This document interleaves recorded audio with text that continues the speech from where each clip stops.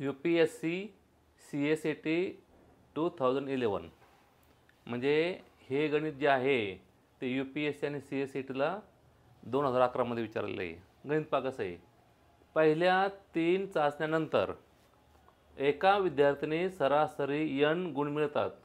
चौथ्या चाचणीमध्ये ती तिच्या आधीच्या सरासरी गुणाहून 20 गुण अधिक मिळवते.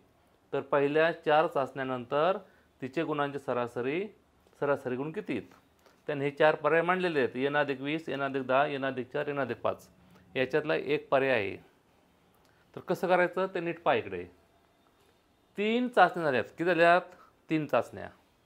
आणि 3 चाचण्यामध्ये एका विद्यार्थ्याने सरासरी n गुण आहेत.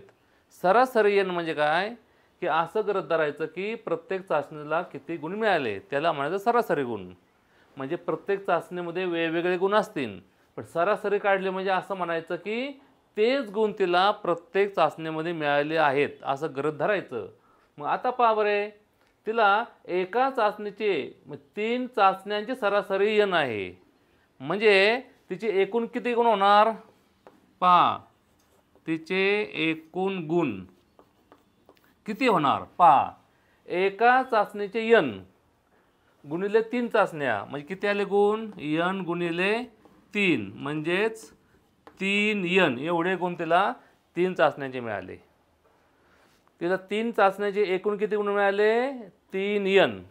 आता चौथ्या चाचणीमध्ये बघा, चौथ्या चाचणीमध्ये ती तिच्या आधीच्या सरासरी गुणाहून, हा शब्द महत्त्वाचा आहे, सरासरी गुणाहून 20 गुण अधिक, एकूण गुणाहून नव्हे सरासरी गुणाहून तिचे सरासरी किती गुण आहेत? n.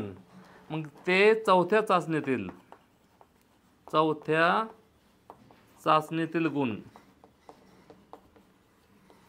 गुण किती होणार आहेत? चौथ्या चाचणीमध्ये तिला गुण किती होणार? तर पहिले किती गुण आहेत त्याचे? एका चाचणीचे n सरासरी n, त्यात 20 मिळवायचे. मग n अधिक काय आले? 20 आले. हे आहे तिचे चौथ्या चाचणीचे गुण. आणि हे 3n जे आहेत ते काय आहेत? 3 चाचण्यांचे, पहिल्या 3 चाचण्यांचे 3n गुण आहेत. मग आता बघा बरे, 4 चाचण्यांचे एकूण गुण किती होणार? 4 चाचण्यांचे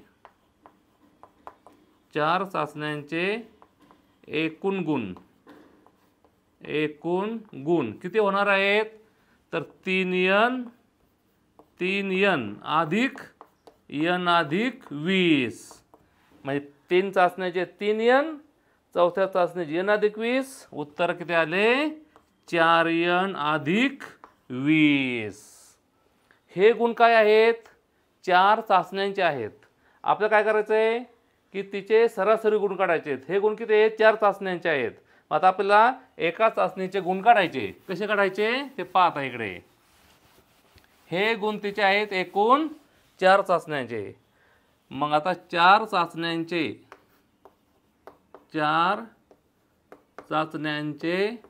सरासरी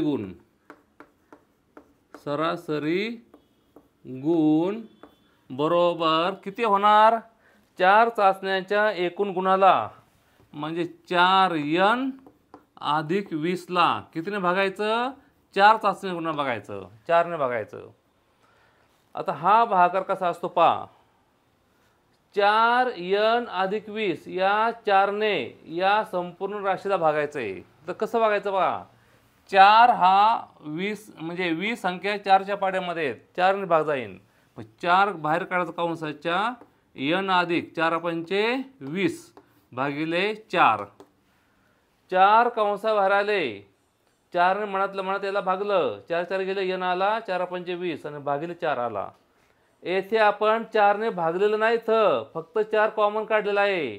याचं रूपांतर आपण असं केलं आहे. म्हणजे येथे आपण प्रत्यक्षातून भागाकार केला नाही. आता 4 ला 4 गेले, मग किती राहिले बघा बरे? n अधिक 5 आले. मग n अधिक 5 ही काय आली? तिच्या नवीन गुणांची सरासरी आली. त्यामुळे डी हा पर्याय तेथे लिहून टाकायचा. n अधिक 5 हे तिच्या 4 गुणांची सरासरी आहे. यातून आपण काय शिकायचं आहे की आपल्याला सरासरी दिली असेल, कोणत्या पण संख्येची असू द्या, सरासरी दिली तर एकूण संख्या कशा काढायच्या? जी सरासरी आहे त्याला किती ते ऑब्झर्वेशन आहेत म्हणजे किती त्या मोजल्या संख्या आहे त्याने गुणायचं. येथे 3 चाचण्या आहेत त्यामुळे 3 ने गुणलं उत्तराला 3n 3 चाचण्याचे गुण. चौथ्या चाचणीचे गुण आहेत n अधिक 20 एकूण गुण आले 4n अधिक 20 आणि त्याला मग 4 ने भागलं उत्तर आलं n अधिक 5.